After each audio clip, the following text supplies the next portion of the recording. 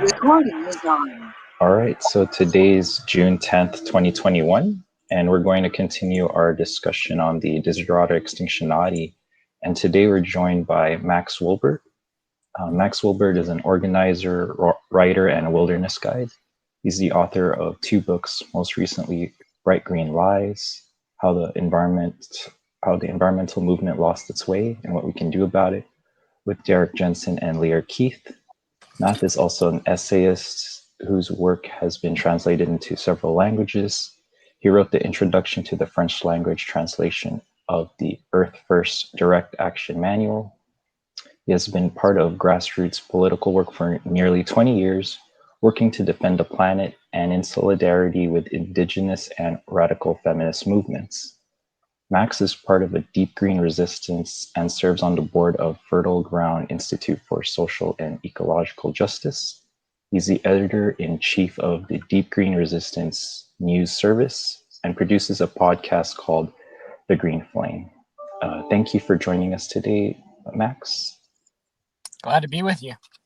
And do you want to go ahead and start with any questions that you have? Yeah, I first want to kick off with, I believe you're at Thacker Pass, and so I just wanted an update of how it's going there, and just in case people don't know, just tell them what it's about. Yeah, absolutely. So, as I think you all know, and probably most of the listeners know too, many people are putting their faith about solving global warming or addressing the issues of global warming into green technology and green energy, so-called. And, I'm somebody who's fought the fossil fuel industry for a long time now, pretty much a decade. And so it's a really serious problem. And we need to stop using fossil fuels as a society, as a world. But, certain people are making plans and moving forward with changing the entire economy to simply replace fossil fuels with something else, but keep the structure the same otherwise, right? Keep the economy the same, keep this high consumption, high energy way of life. And that's not going to save the planet. It might reduce carbon a little bit, but it won't solve global warming because it won't reduce the carbon enough. And it won't stop the destruction of the land and the mass extinction crisis, the biodiversity crisis, ocean acidification, the dead zones in the ocean, this long list of other issues that are all converging and coming together right now. So Thacker Pass, where I am right now, is the site of a proposed lithium mine. And lithium is the main ingredient in lithium-ion batteries, which power these cell phones and laptops, but are also a critical ingredient in electric vehicle batteries and in energy storage batteries to store energy, from solar if the wind isn't blowing, so the wind turbines aren't kicking out power, or it's nighttime, so the solar panels aren't putting out any energy. Battery storage allows you to store that energy and then, use it when during those time periods, right? And renewable energy is intermittent, right? It's not like oil where you can just burn it whenever you want to and you've got energy. It's only there when it's there. And so there's this huge increase in demand for lithium and lithium-ion batteries. The International Energy Agency is predicting a 30-fold increase by 2030 in lithium demand. So there's proposed and planned lithium mines all over the world right now. It's sort of exploding as a commodity, and there's billions, probably trillions of dollars at stake. And so this Thacker Pass site where I'm at right now is the proposed open pit mine that would be the largest lithium mine in the United States. The permitting process for this project was rushed through in less than 1 year. In the middle of the coronavirus pandemic, under the Trump administration, with the weakening of environmental regulations that Biden has not strengthened, we should note, this project was just rushed through, and it's an incredibly beautiful, biodiverse landscape up here at Thacker Pass. It's full of wildlife, water, endangered species. It's actually sacred land for the indigenous people of this area. It's a very sacred place. And so we've been trying to fight and stop this project for the past 5 months. So on January 15th, we set up a protest camp here. At first, it was just me and one other friend of mine, and we endured the winter up here, which was pretty wild. But now we've been here for 5 months, and support has grown. We're hoping that we can stop this project, and even though it's June, we're getting a winter storm out here right now. So I'll show you the view out the window of Thacker Pass. Storm clouds and rain today. So that's a long-winded answer, but thanks for having me on. I appreciate it. It's good to be here with you all. Yeah, so good to speak to you. So who's the mining company that's proposing this? It's a Canadian company called Lithium Americas. They have one other mining project, a lithium mine in Argentina, and they have also been accused of violating indigenous people's rights and destroying the land down there. So there's a pattern here. Are they a public company, or are they owned by one of the big mining magnates? They're publicly traded. I think they're based in British Columbia, Canada, in Vancouver. And so they are traded on the Toronto Stock Exchange and also the New York Stock Exchange. We had the same problem with the same companies 5 times here, who rushed through planning permission in South Connemara, where I live, which is a total unspoilt, intact, pristine ecosystem.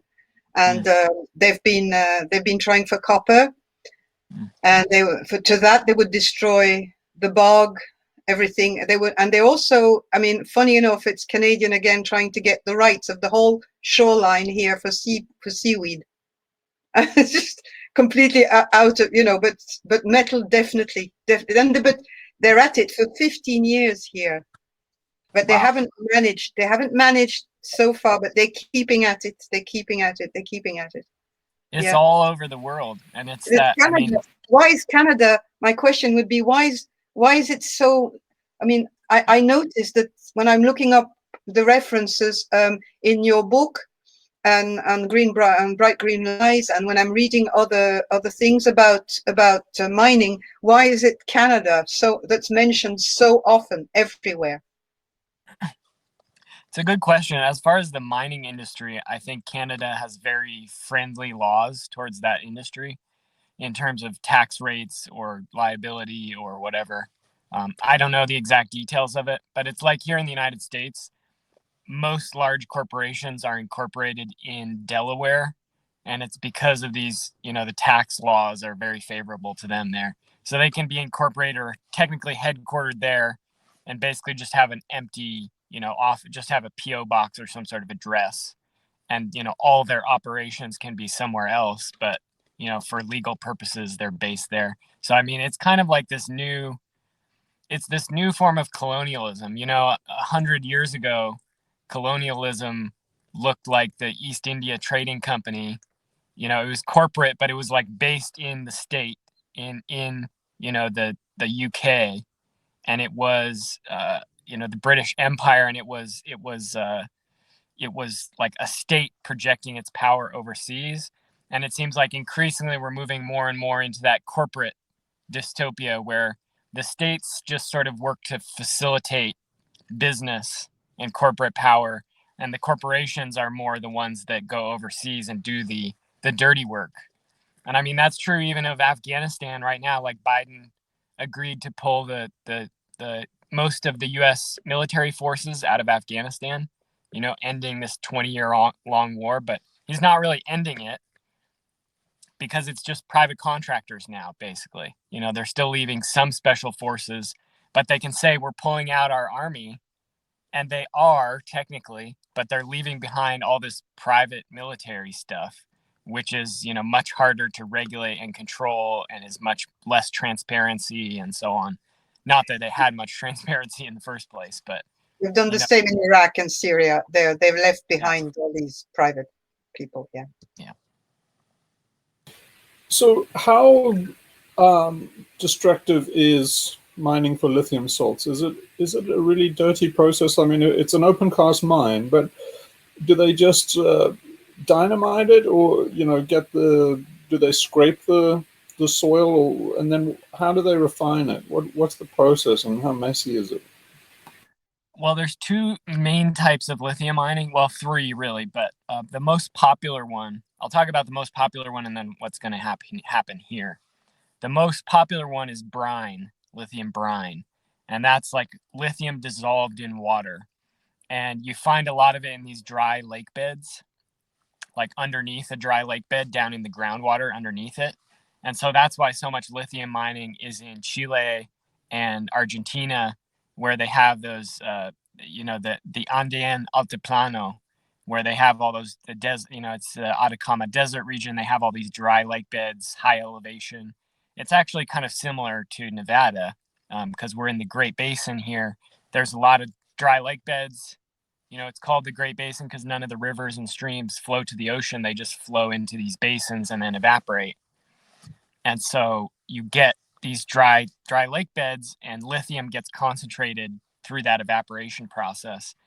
And so for brine lithium extraction, they go in and they drill down into the groundwater, they pump it out, and then they basically put it in these gigantic ponds, and they just let the sun bake down on it and evaporate the water out, and they end up with this concentrated lithium salt, a lithium-rich salt. And then they take that and they refine it further in some sort of lab or factory setting. So that's not what's going to be happening here at Thacker Pass. This was an old lake bed, but that was millions of years ago. So there was lithium. There was that type of situation here. But now the lithium is in this clay soil. And so here they're planning to do an open pit mine. So they'll basically just blow up and bulldoze and scoop out this entire place. It's about 28 square miles. I don't know the conversion to kilometers there, maybe 46 square kilometers or something in that ballpark, 50. It's a lot of land. It's a large area, and they'll just basically destroy that whole area.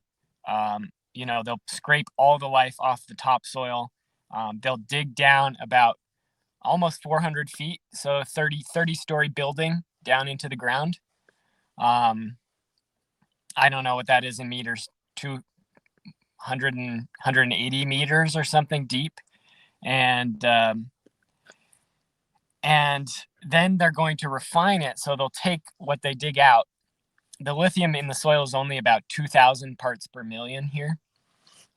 So to end up with 1 ton of lithium, you need to extract 500 tons of soil. So it's not very concentrated. They take all the clay and they bring it down to this factory they're planning to build right here on the same site.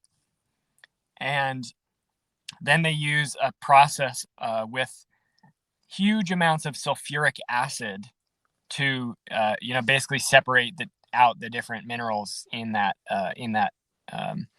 clay. And so they'll use water. They're going to use 4 million gallons of water a day. That's in liters. That's roughly 16 million liters a day. My understanding is basically they take the sulfuric acid, they take hot water, they combine it, they put the clay into it, and then they just agitate it and shake it up. And lithium is a very light element. It's the third element on the periodic table. So it'll separate out, like physically, as that settles, you'll get the heavier sediments will sink to the bottom and the lithium will rise more to the top. And then they can scrape that off and then they'll purify it further using, I don't know what methods. But this sulfuric acid process is pretty interesting because sulfuric acid is one of the most important industrial chemicals in use all around the world today. It's very widely used by heavy industry. And almost all of it comes from the oil and gas industry. It's a byproduct of refining oil and gas. Most countries have set regulations that say gasoline has to have low sulfur because of acid rain, right? To keep acid rain in check.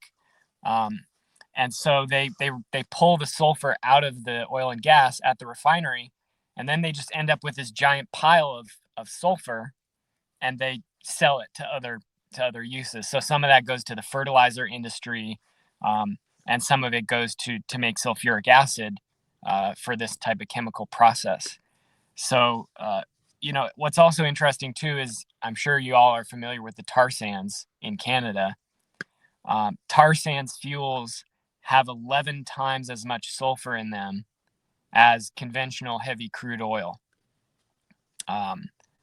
So, tar sands still make up a big portion of the oil that's refined on this continent.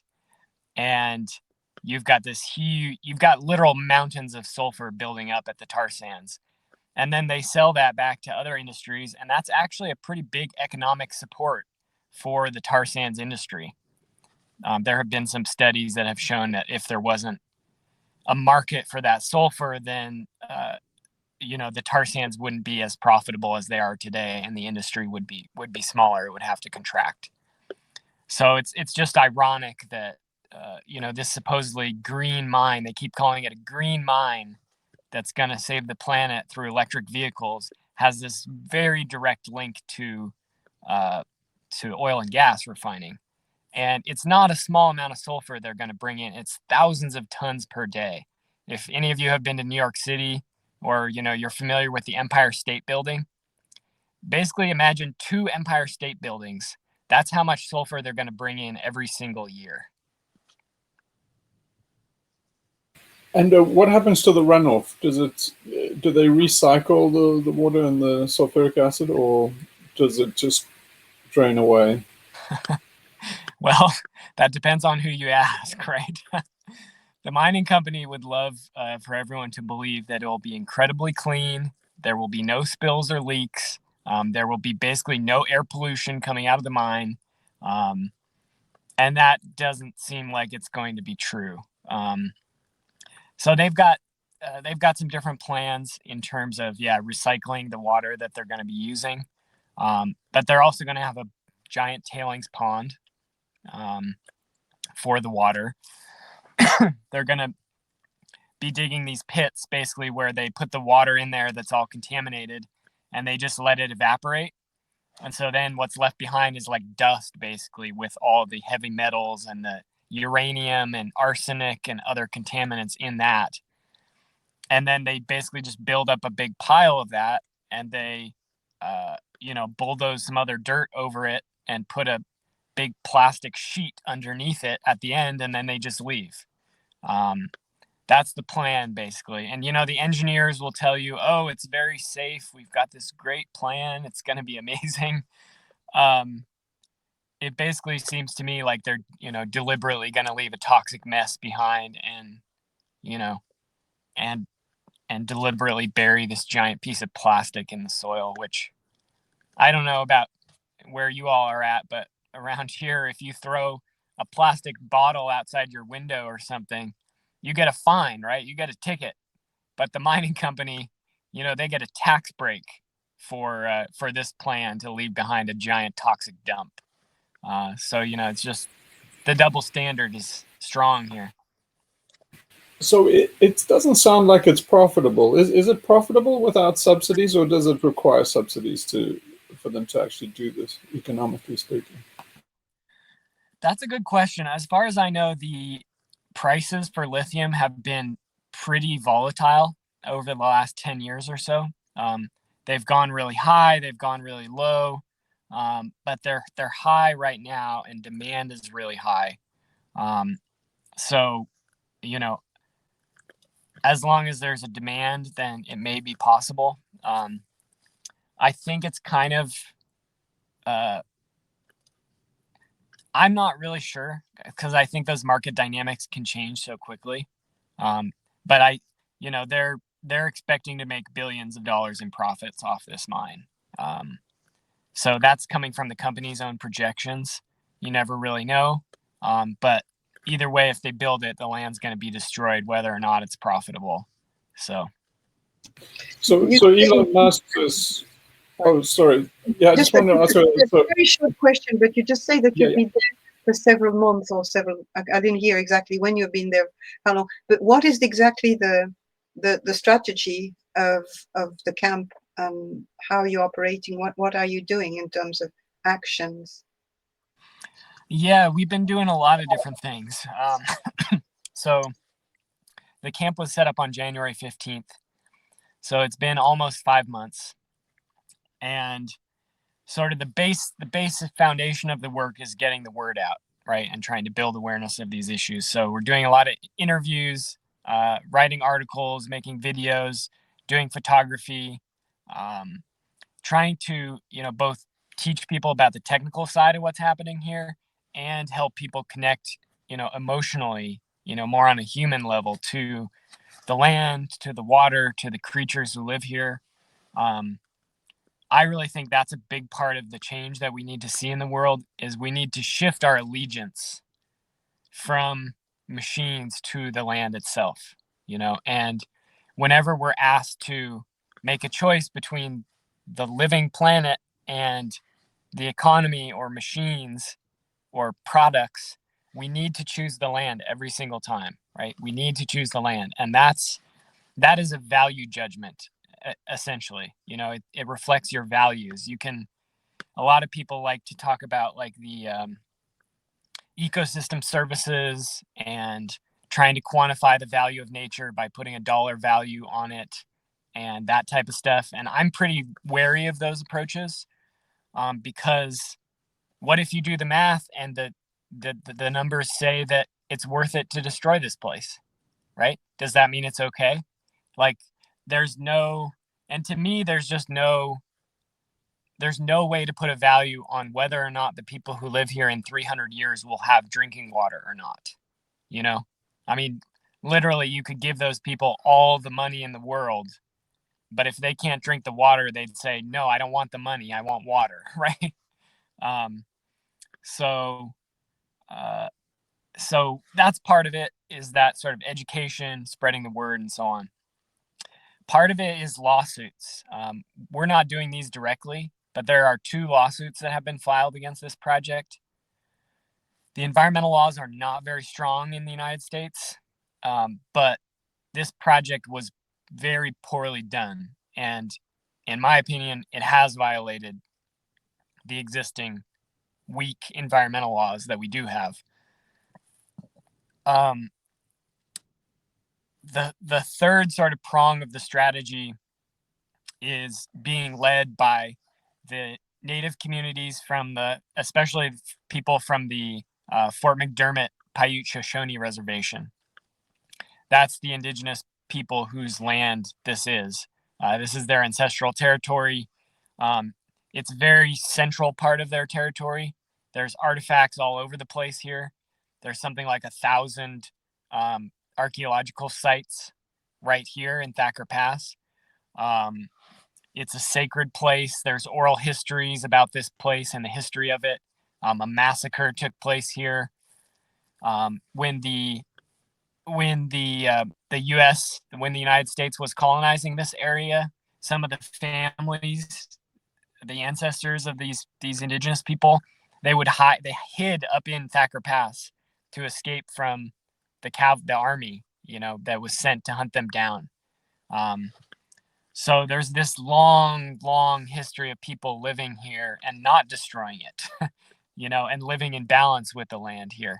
And so there's a lot of strong opposition coming out of the native community here. A group called the People of Red Mountain has come together to oppose this mine. And it's not just this mine. There's another lithium mine that's proposed for about 50 kilometers north of here. And between here and there, that whole distance of 50 kilometers, there's lithium mining claims throughout that whole area. So the industry wants to turn this whole thing into a sacrifice zone and extraction zone. And that's still where people, the native people here, a lot of them still hunt.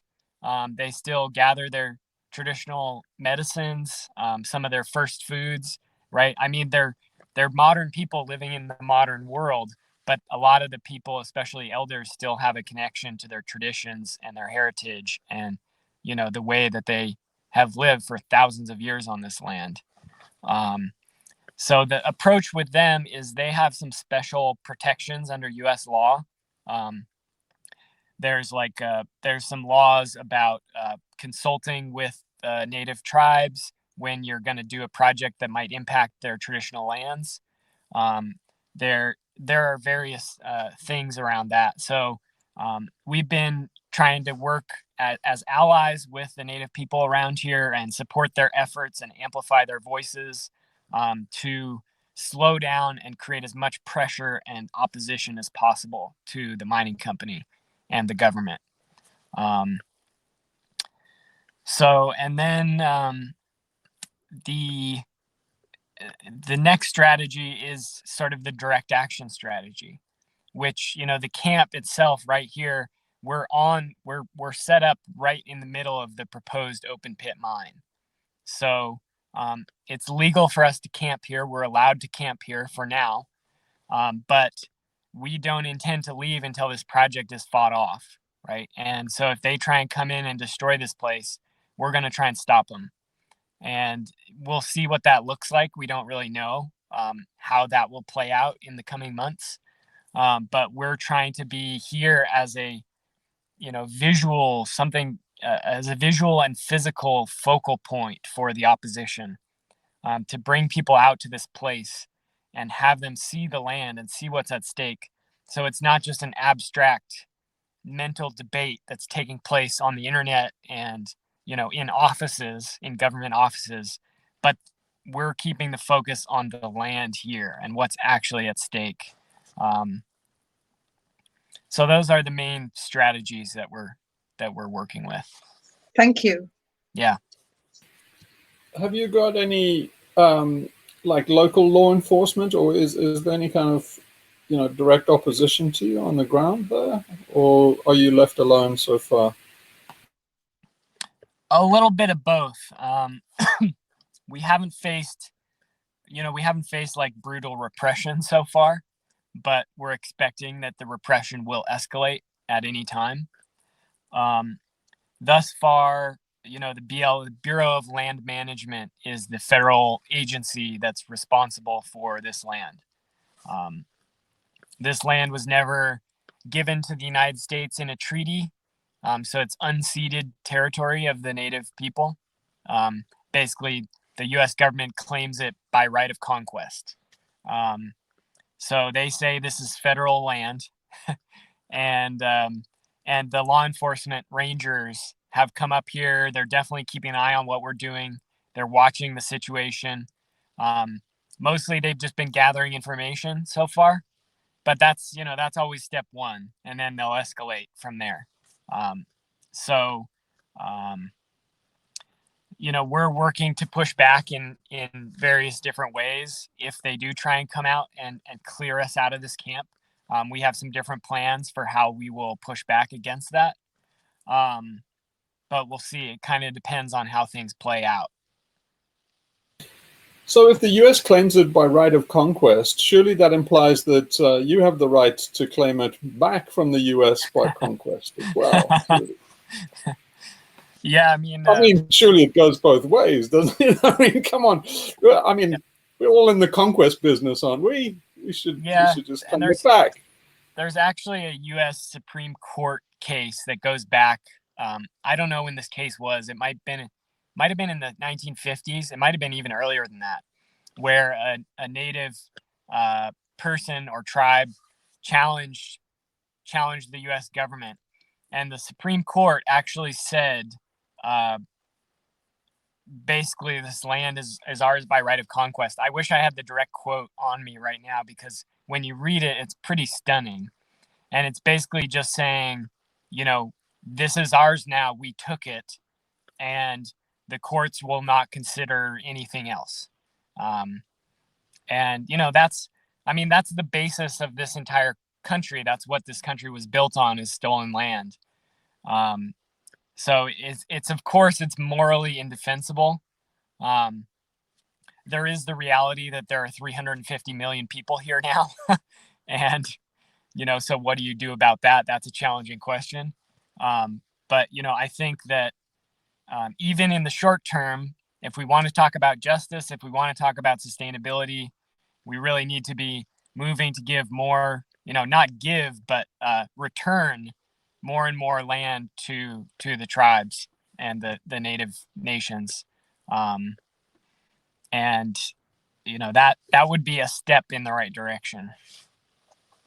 Yeah, it seems so morally and legally fraught. But are they claiming like eminent domain? I mean, if they have burial sites there, aren't there some protections in the law for a burial site, or can they claim eminent domain over burial sites?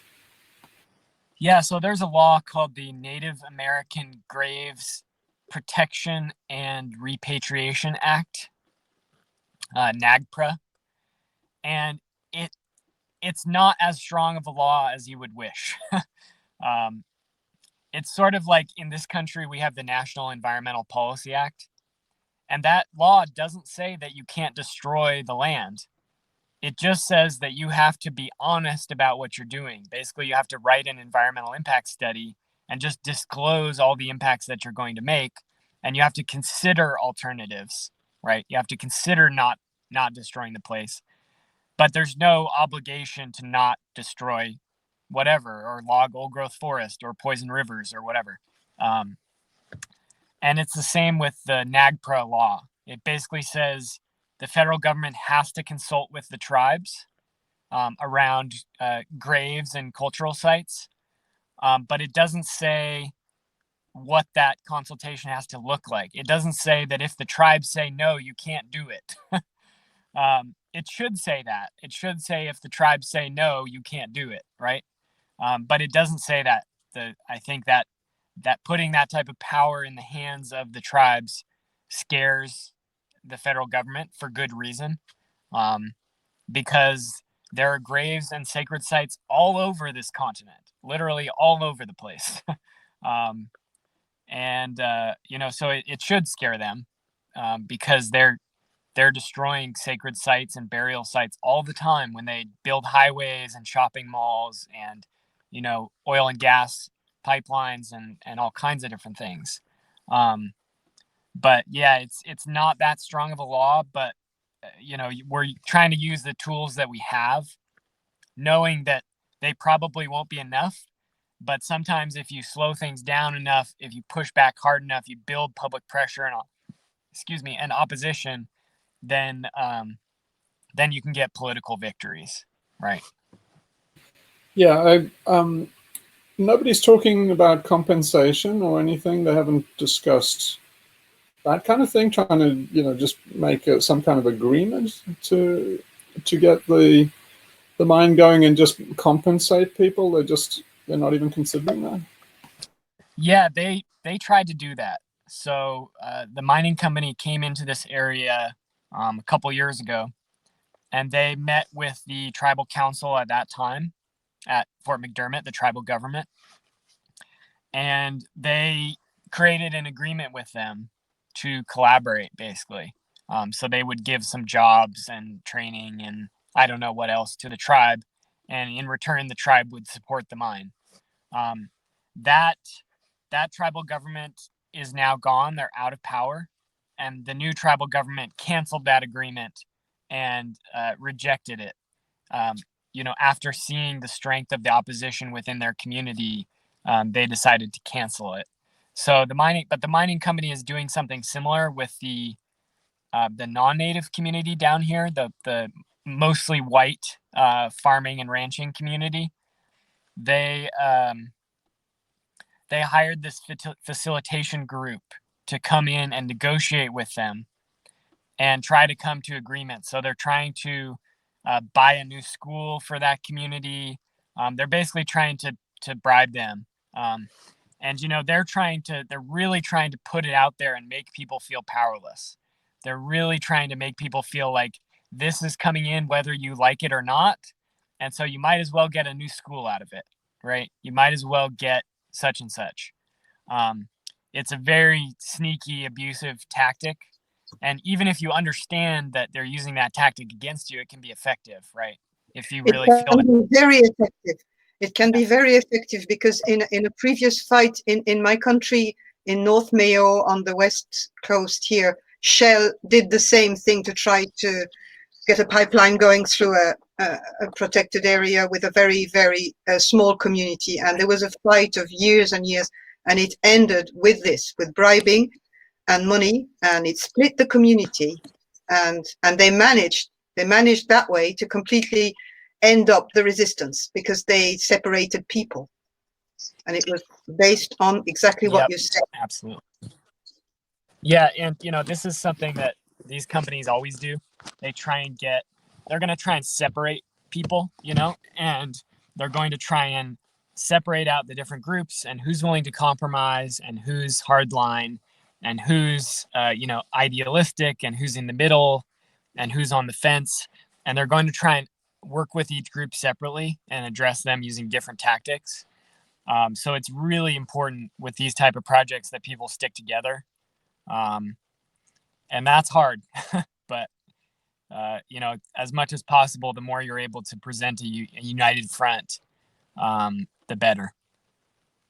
I think it's not that. It works, unfortunately, here. What worked in a lot of little areas, it was individual actions and targeted, isolated, non-organized actions that paralyzed the big companies much more than trying to create a unified front, which is completely idealistic and non-productive, and it's just an utopia. I think you're certainly right to some extent. And I think in a lot of cases, it won't be possible to create that kind of united front. It is possible in some cases. Like 2 examples here would be a water pipeline in eastern Nevada and a pipeline fight in southern Oregon.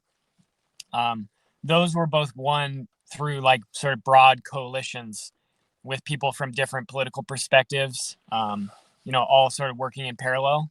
And I think as much as possible, it's good and it's important to try and organize and build alliances with other people.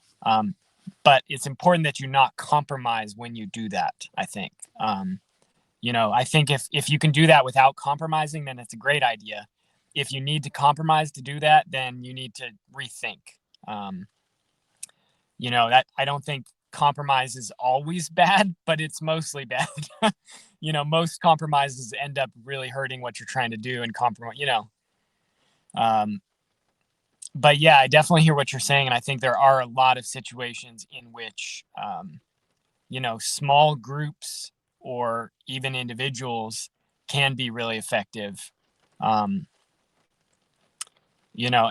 one of the things that we're trying to do here is both fight this project and this is a symbolic project, right? This is representative of the whole issue that we're facing with this green energy transition. And we're trying to force a reckoning with that as a society. The world has started a little bit to reckon with fossil fuels and the harm they cause. Not enough, not nearly enough, but has just barely started to scratch the surface of that.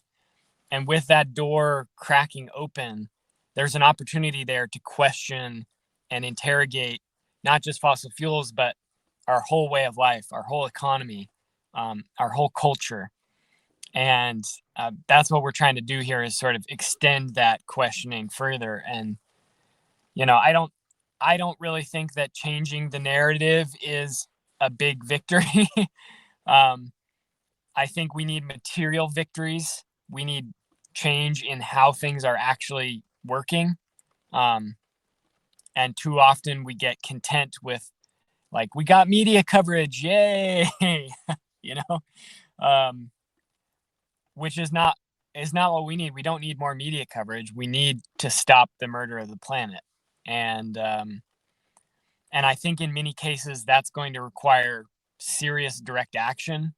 And it's going to require like minorities of people who are doing things that are very unpopular.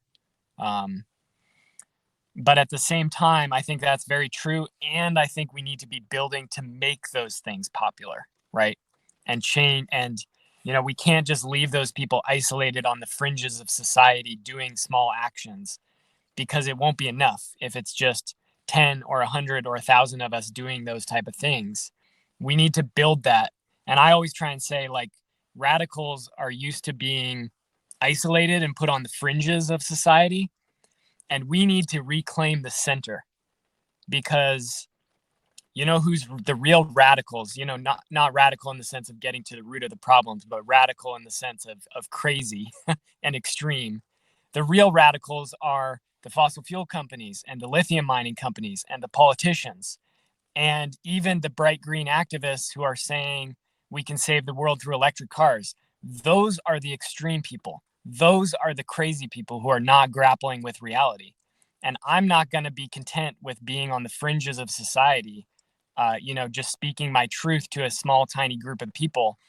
I think we need to claim the center and push those people out and say the truth, right? And speak the truth and make the changes that need to be made, you know, not in a compromising sense, not in the sense of like, I want to become president or something like that, you know, not in the sense of claiming the center like that, but claiming the center sort of morally and ethically and in a broader, like, cultural sense, you know. We really have the moral high ground and the information that's necessary. And, you know, those people who aren't willing to grapple with the information, they're acting like spoiled children, basically. And we need to be the adults in the room and, you know, be the ones who are real about what's going on and what needs to change. So I don't know if you know, but it's a kind of red letter day. The Keystone XL pipeline is dead, officially. So that was at least a victory for conventional tactics, I think.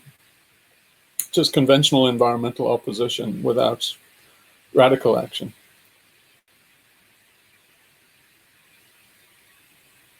Yeah, I think to some extent, but, you know, well, everyone was so busy fighting Keystone XL, they expanded oil transport by rail, right? So everyone was focused on the pipeline. Meanwhile, well, the oil companies had to get their oil out somehow.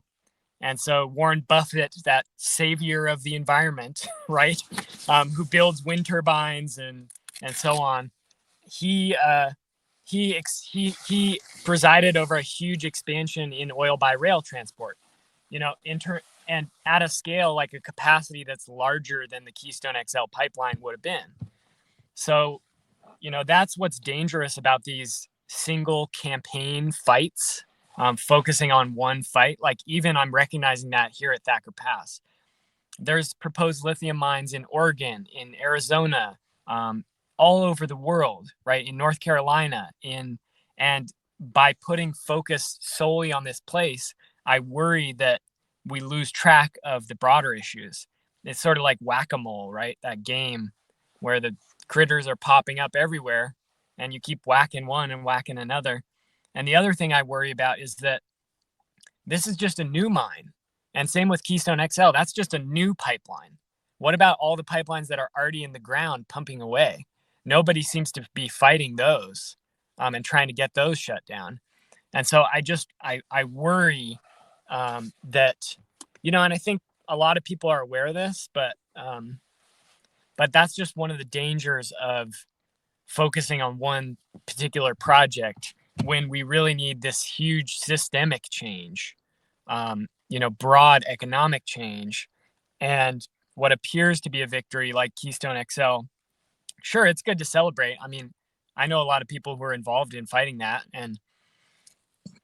but I think that that's mostly a symbolic victory more than a really tangible victory for the planet. So since all the guys who actually, you know, laying the pipelines and are planning to do mines at Thacker Pass and things like that, they're just doing a cost-benefit analysis, and they reckon that they come out $2 billion ahead. Is it worth analyzing exactly the finances of what goes in it, and with the view to actually making it unprofitable? So if you think in terms of, I bet you they couldn't, for example, get insurance against acts of terrorism. in which case, if they got acts of terrorism, they wouldn't be able to insure themselves, in which case they couldn't go ahead with the project. And that kind of thing. Or for example, just going after the water, just maybe securing, getting a GoFundMe to buy their water supply and then sell them, at $1 million a liter or something like that. And, going at different angles to think of, the inputs that they're going to need and look at from their balance sheet. Because I mean, I've been in business for a while, and if you look at a balance sheet or a spreadsheet on any one of these projects, there's always something narrow. There's always some little detail that you barely scrape through on. Right. And if you just raise the profit, say, of labor, of risk, of resources, any one of those things, that they could be badly trapped. There's always something that, 5 cents more and the whole project falls apart.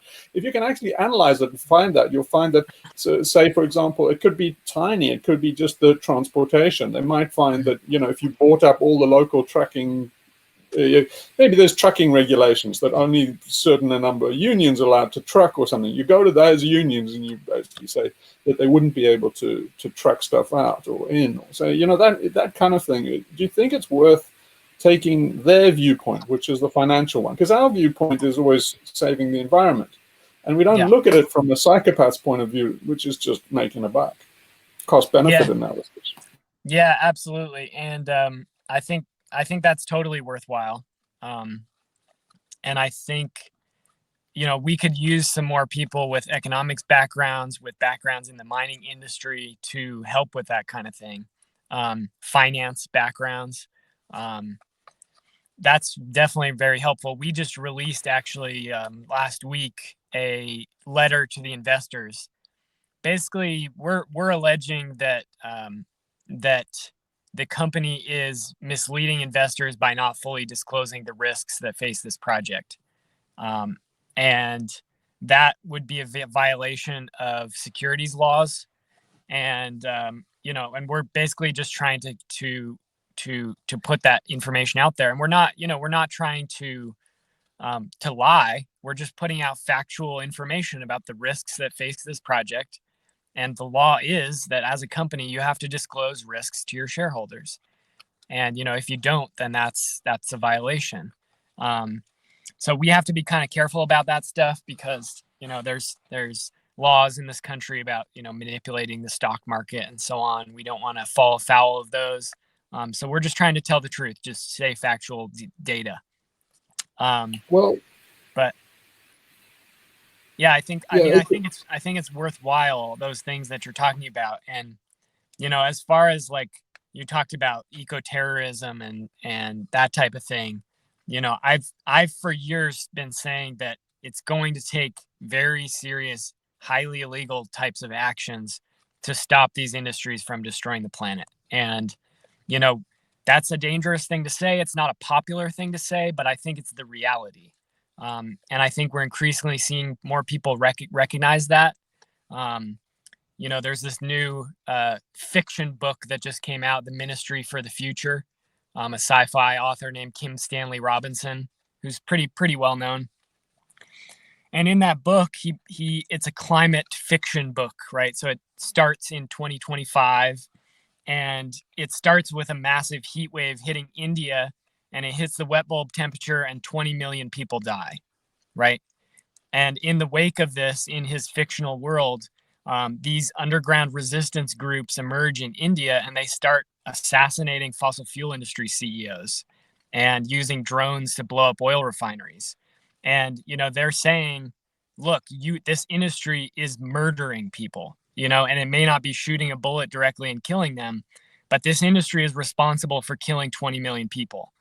And that part is not fiction. That's reality, right? So it's the same with the chemical industry, the cancers, the diseases that they pump out, they are killing people. They might as well be putting a gun to people's head and shooting them. In many cases, it's even worse, though, because people are dying these horrible, lingering deaths that are incredibly painful, not just a quick bullet to the head. And, it's really important that we all recognize the seriousness of these issues. I mean, you read the climate reports that are talking about 100 million climate refugees by the end of the century. I mean, Europe is like staggering right now under the load of, 1 or 2 million refugees from Syria, right? Imagine 100 million, and the strain that causes on societies, and the chaos and the trauma and the pain. And, there's people, you're in Greece, you said, and, there's people drowning in the ocean right now trying to escape from Africa to Europe because of the legacy of colonialism and poverty and ecological destruction and all the, corporate devastation that's been wrought on Africa, to enrich the wealthiest in the world. There's people dying every single day because of the global economic system, because of the way we live. And that's only going to get worse from here on out. And so, I think there's a very strong ethical and moral case to be made for,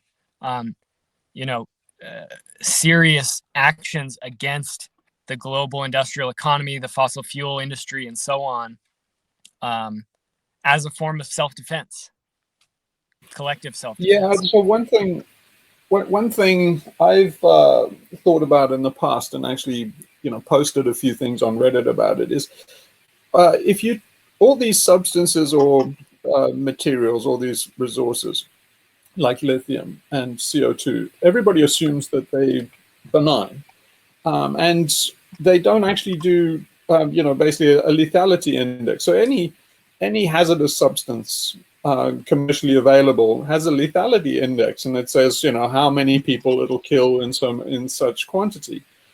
But nobody seems to do it for things like CO2 and lithium. You think it's worthwhile just saying, like, okay, I did a thing showing, rough calculation. You can say, look, if we get to 500 parts per million, probably billions of people die off. So then you can work out what tonnage of CO2 emitted into the atmosphere. So you say every ton of CO2 you emitting into the atmosphere, I did a rough calculation, about 13 people are going to die. Yeah. So then you can say every time an aircraft takes off, they're burning enough fuel to kill 3 people. Yeah. You can do an ethical and maybe a legal justification for taking radical action against those people by putting it's always like, okay, you're the radical because you're stopping a plane flying. And you say, no, that plane is killing people. I'm not being radical by keeping it on the ground. Yep. And so try and change the focus, saying these are lethal substances. So you go through the entire thing of the process of actually mining lithium. At some stage, I bet they have to melt it down, in which case there's CO2 emitted. And you say, lithium has a lethality index of maybe 1 person a ton. So if you're hauling if you're mining 1 ton of lithium, I have the moral justification to shoot you. Do you see what I mean? You can make a legal and ethical case that way. I would love to see those numbers for those calculations that you've done. I think that type of moral reasoning is so incredibly important right now. For people to really recognize and feel what's at stake. And, I think you could do the same type of rough, ballpark calculation in terms of species extinction. You could say, for every so-and-so mines that we create or that industry makes, this many species are going to be driven extinct. Or, for this many tons of CO2, this many species are going to be driven extinct. Obviously, that's a very rough, estimate, but it's important to have that type of comparison. And sorry, but does that the aim of doing the lethality index is very interesting for us. We are convinced of that. We know it, but okay, you might raise awareness, which I hate to say that word, and we might just, but those people, the system has been running with accepting a lethality index all the time, with wars, accepting that millions of people died in the trenches of 1916, and they've accepted World War II, they've accepted. So it's very good to do this lethality index, but it's not going to have any effect on people who are already bent on being lethal. And as you said, are psychopaths. Well, maybe not, but the thing is they get away with it. I mean, everything, like even the jabs now, they have a lethality index. They just say, well, the benefits outweigh the risks. But you're in a really difficult situation to say, like, okay, the benefits of lithium outweigh the risks. There are no benefits of lithium. To say that it's keeping CO2 in the ground is nonsense. It's not. It's basically just, as you say, it's making profit. So if you say there's a $2 billion profit, you can say, well, courts routinely have a cost of life estimate. So if you say, you know, N number of people will die because this is released into the environment, therefore you owe that much in compensation to the American people or the world or something, and you say you better put that in escrow before you start mining. Right. The other thing, there have been some articles that have said, you know, if you fully rationalize the externalities of industry today, if you incorporate all the externalized costs, no sector of the industrial economy would be profitable, right? And that's a good thing in my perspective. I mean, it's good to show that and to pull those numbers forward and to show people, because, you know, this way of life isn't even making us happy. Like modern industrial high energy consumption way of life, like more people are depressed than ever. More people are sick and disconnected and traumatized and, you know, just going through the motions every day. And it's crazy. I mean, we live in really, like, if you really think about it, like we sort of live in a death cult. That's what the economy is. It's a death cult. It's creating these products and these sort of very superficial experiences, but it doesn't represent a wise or intelligent way to live in any sense. You know, it doesn't represent a full expression of what it means to be a human being, you know, to explore questions of life and death and spirituality and love and connection and family and these type of things. Like those play no major role in our society for the most part, right? It's all about the money, and we are all trapped in that system. And so, to respond to what you were saying, Sophie, I think you're absolutely right that those numbers won't convince the people in power to change. But I think what those numbers help us do is build movement and build opposition, because there's so much propaganda and there's so much brainwashing that teaches people, you know, it's all about the jobs. It's all about your 401k. It's all about economic growth. And, you know, the nation is in trouble. Our economic growth is slowed down. You know, we hear that type of thing all the time. And we need people to understand that when the economy shrinks, that's a good thing. And yes, it creates some hardship because of the way we live, but that means we need to change the way we live, not that we need more economic growth. And, you know, the other thing I wanted to throw out there was this lithium mine will release more than 152,000 tons of carbon dioxide equivalent per year. And producing a single electric car produces 9 tons of CO2 approximately. So, you know, over the lifetime of this mine, which is 46 years, I think you're talking about something like 8 million tons of carbon dioxide emissions just from this mine itself.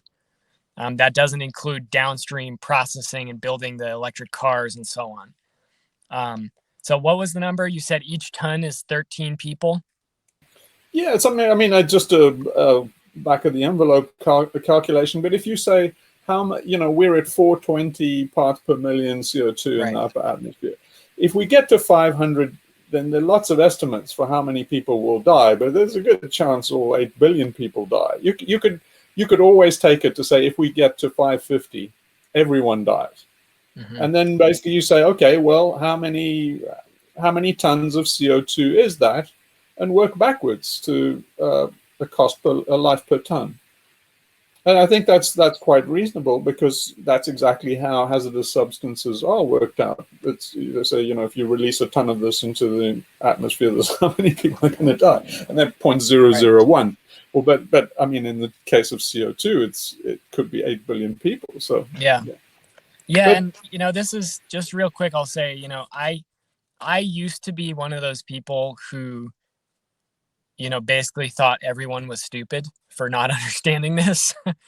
And I don't really think that anymore.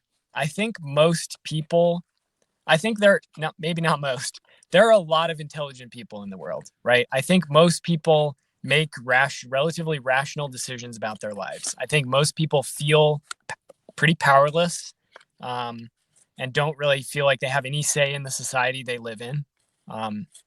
We live in these sort of illusory democracies in so many ways.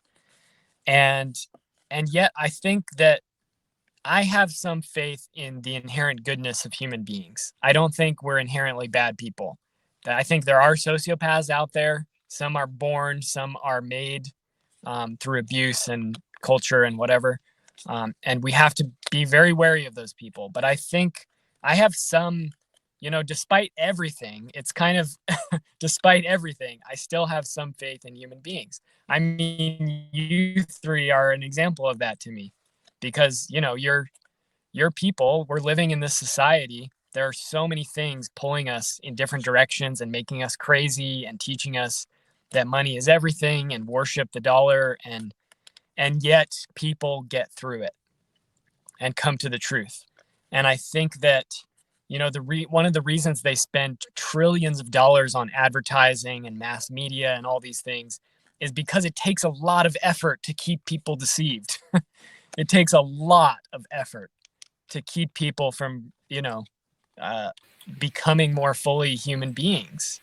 And, so that's one of the things that I always try and point back to is that reality itself is on our side, that the truth will out. And we need to be the allies of that truth, speaking it, pushing it forward. And, I think that, I don't know what the future holds. It's likely to be pretty bad regardless of what we do. But I think we have some degree of control over how bad it's going to get. And I think that, there's still latitude, there's still wiggle room. And we need to be working to aim for the best case scenarios that we can get. Yeah, I think it's you have to go soon. No. Oh, okay. So yeah, I think it's not just bright green lies. I think we're all living a lie, and the lie is exposed if we did a proper accounting. Because just like you said in bright green lies, is that I fundamentally agree that the foundational myth of our culture is that there is a benefit to civilization. Civilization actually yields dividends, and it's not. It's just false accounting. When you account for everything, and the future generations, the lives that you've cost in terms of the labor, how people shortchange today, and basically the can kick down the road for future generations. If you do a whole cost accounting, it turns out to be a bust. It turns out to be a net, basically bankrupt. But the same applies to something like Thacker Pass. If you force them to do an entire whole cost accounting, you show in microcosm the bankruptcy of our entire civilization project. Because, for example, like Elon Musk keeps on saying, oh, you got to mine lithium like there's no tomorrow, but we're going to be clean mines, and then basically they're going to actually, restore the land afterwards.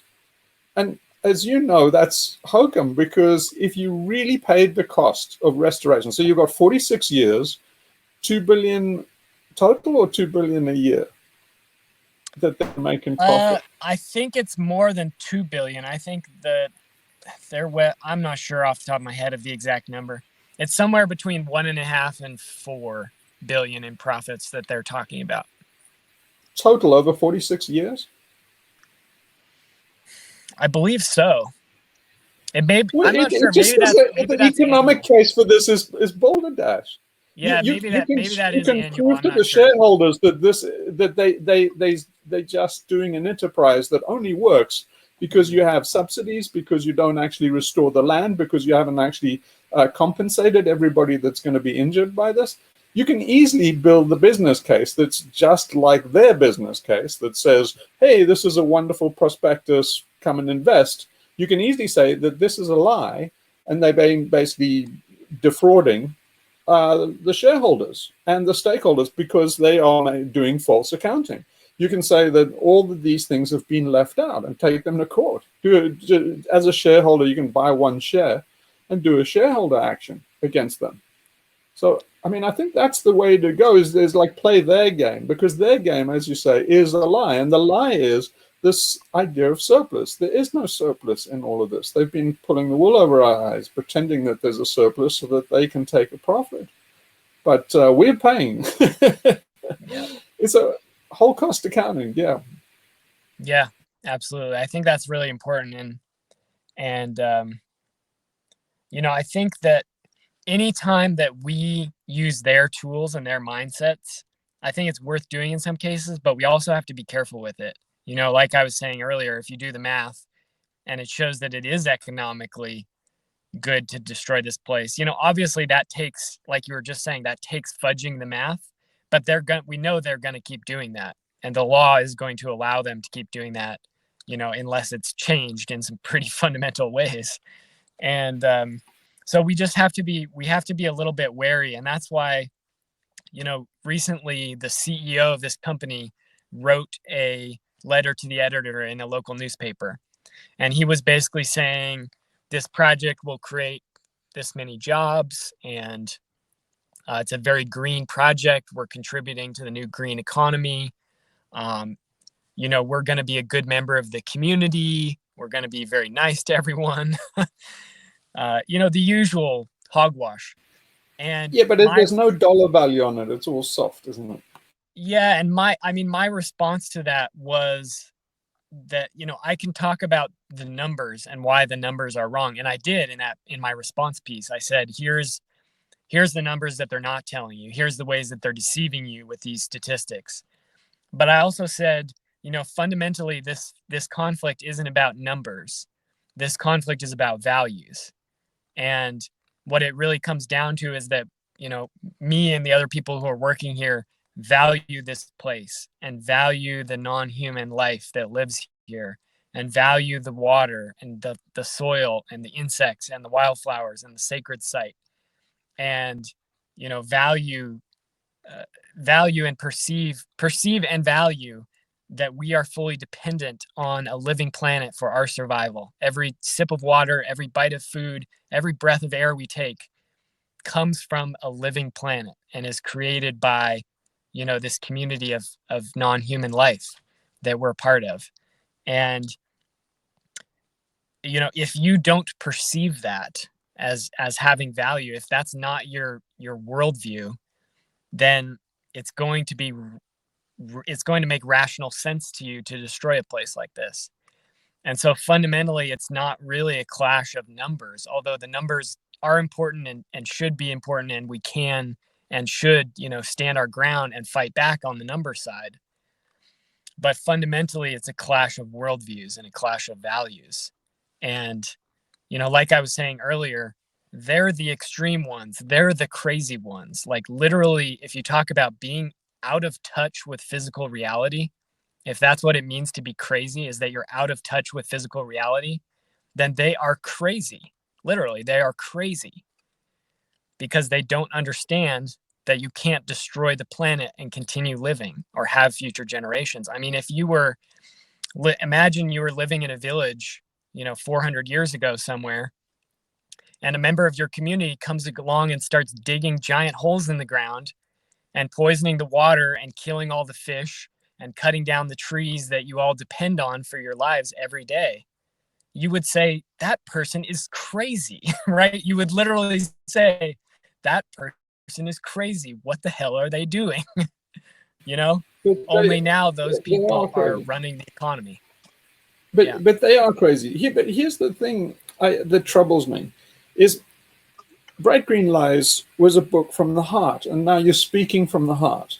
And I think this is a flaw, because we know exactly what you're saying, and normal people speak from the heart. They're psychopaths. They only do guns and money. They only do numbers. And I think we should forget about the heart. We all know what we're fighting for, but it's no point bringing about, you can't, bringing up a matter of the heart to a psychopath is actually saying, I'm weak, go and maul me. And we should just say, okay, it's our secret that we're doing this for, basically different worldview and a different value system. But we have to take it on their value system. And their value system is money, guns, and numbers. And they fall down. The weak point is that their numbers, the thing they value most, don't come out. So that's their weak point. So we should forget about the heart of the thing, because they have no heart. So they just calculating machines, and they have a flaw in their program that basically their sums don't come out.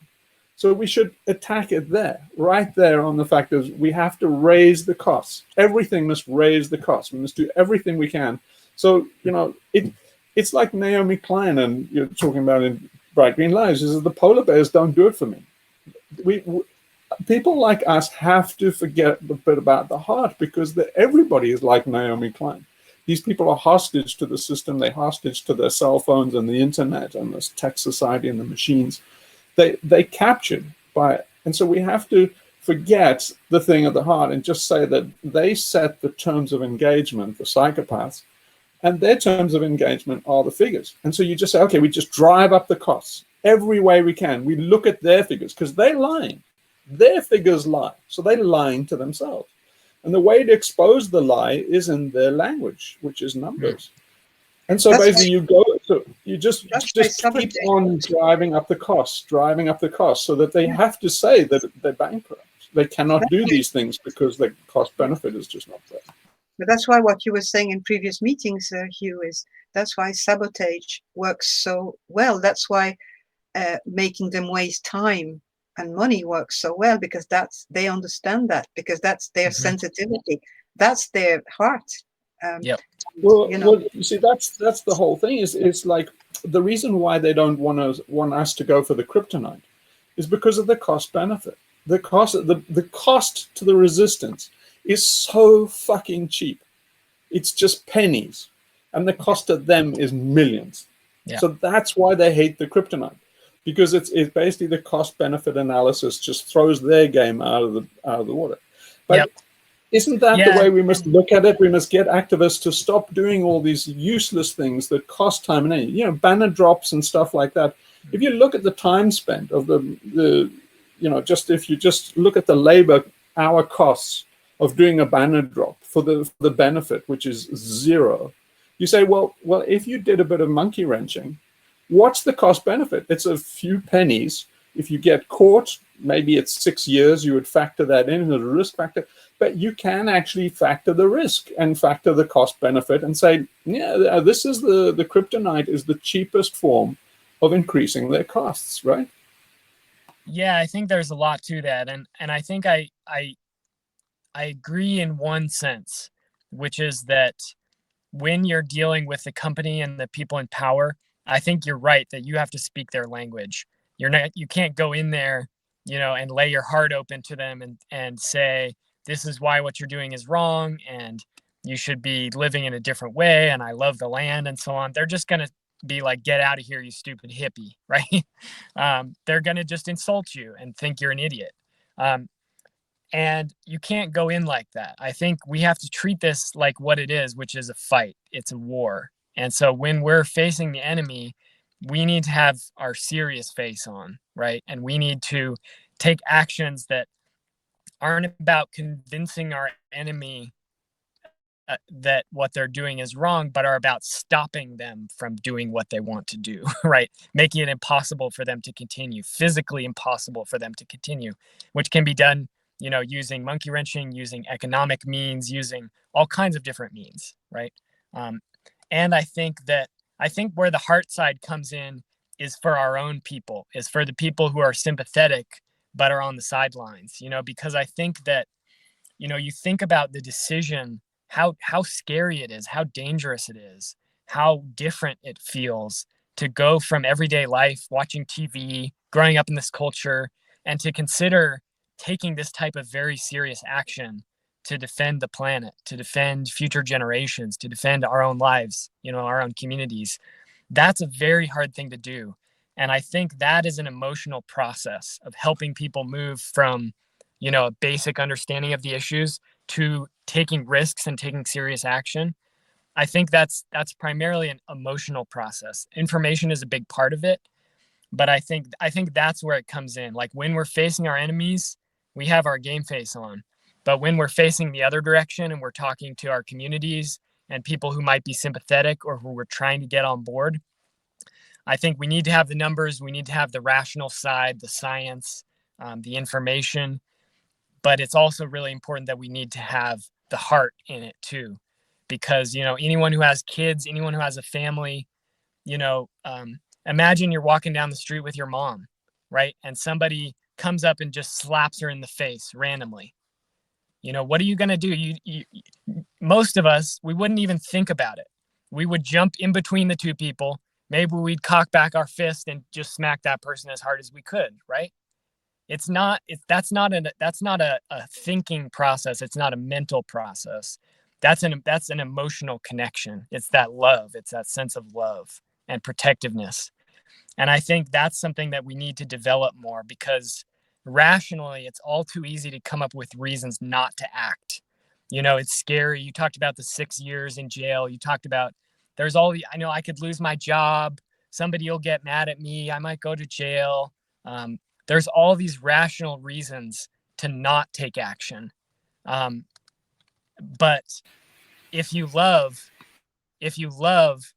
then that's not what it's about. If you love, then you defend that which you love. You defend those who you love.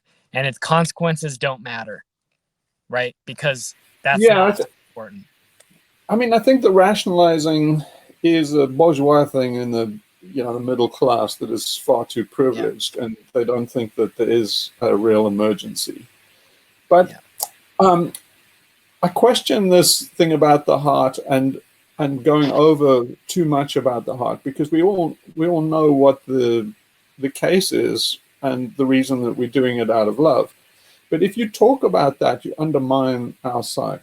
For example, okay, so I lived through the South African apartheid revolution. It was a successful one and it was bloody.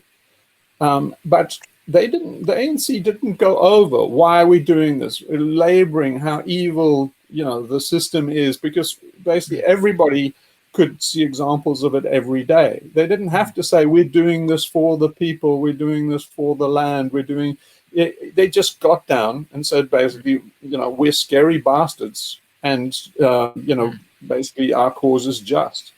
Right. And then basically just keep it business-like, so that everybody knows in a quiet time over a drink while we're doing this. But we don't wear our hearts on our sleeves because we're guerrillas and we're basically fighting a war to win. And going over how evil everybody is and how how much of a toll we're taking emotionally and a toll we're taking to the heart. You say, like, stiff up a lip, man. There's a job to be done, and you just put that aside, and we get business-like, and then that's the way to win. That's what the ANC had to. Over many years, they got to that, and through a long trials of attrition and stuff, they got tough, because they said, like, this is going to go on for 1,000 years if we don't just get tough. And so they got tough, and they lost the thing. We have to consensus, Cara. This is this thing that goes on and on the left. We have to gather all the children. We have to all agree. Bullshit.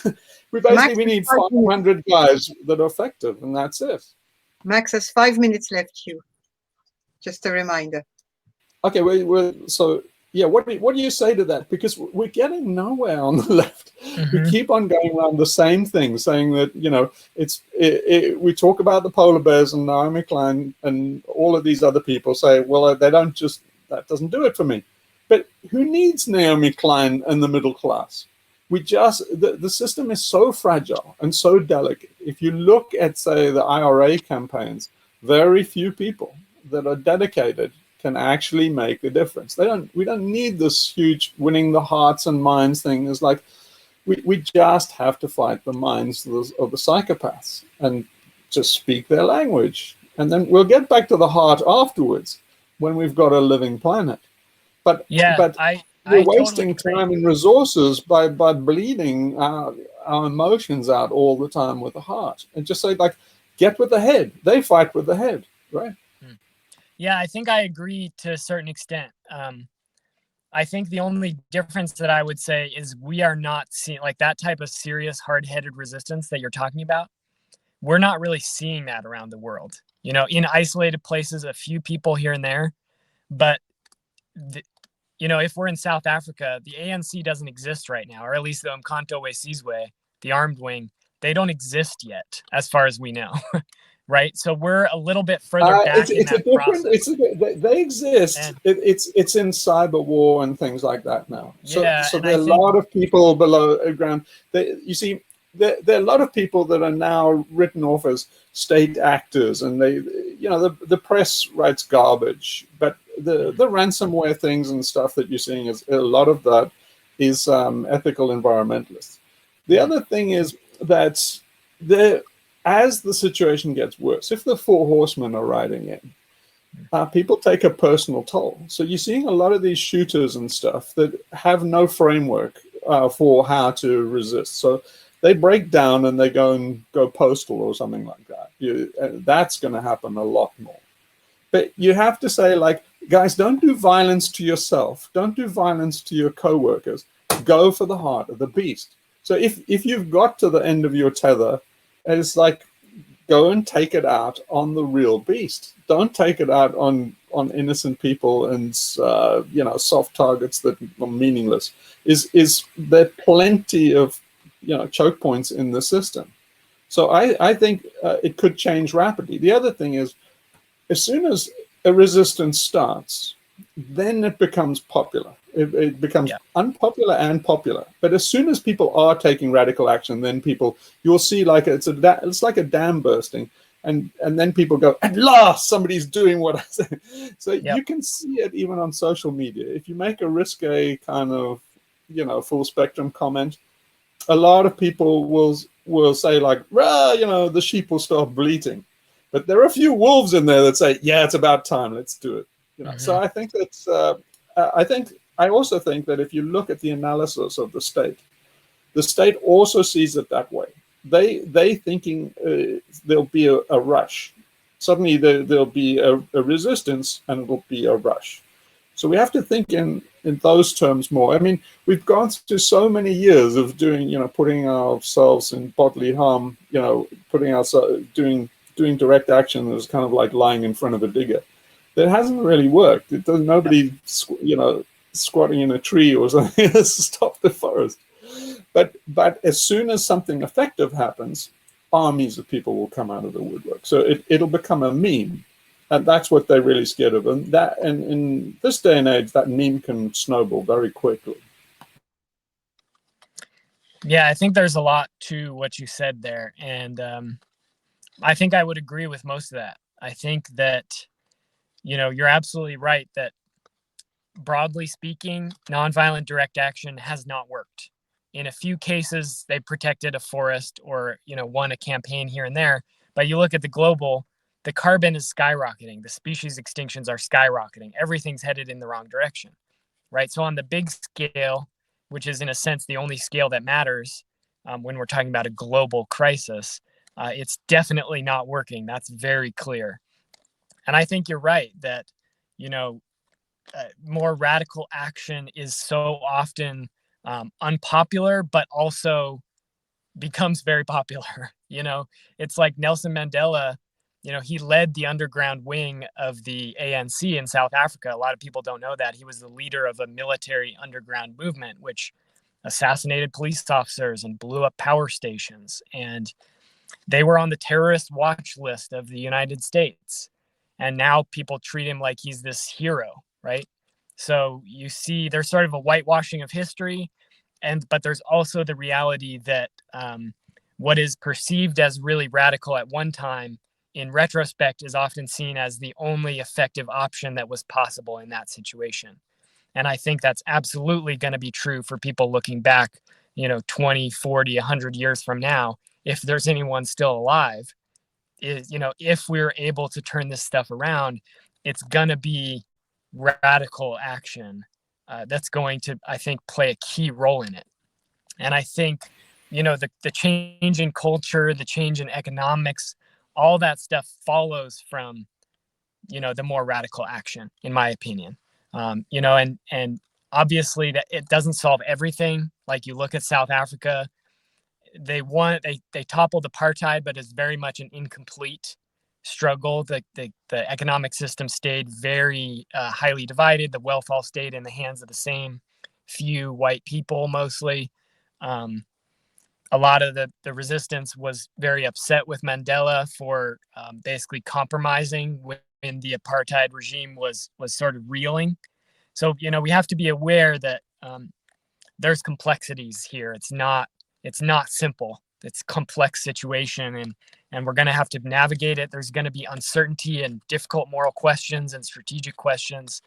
But I think you're absolutely right that it really does come down to this fundamental moral choice that we all face, which is in the face of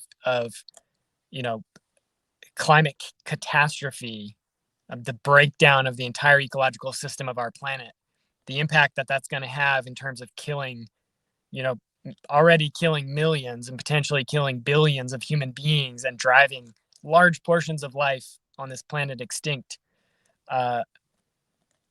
Something's got to give.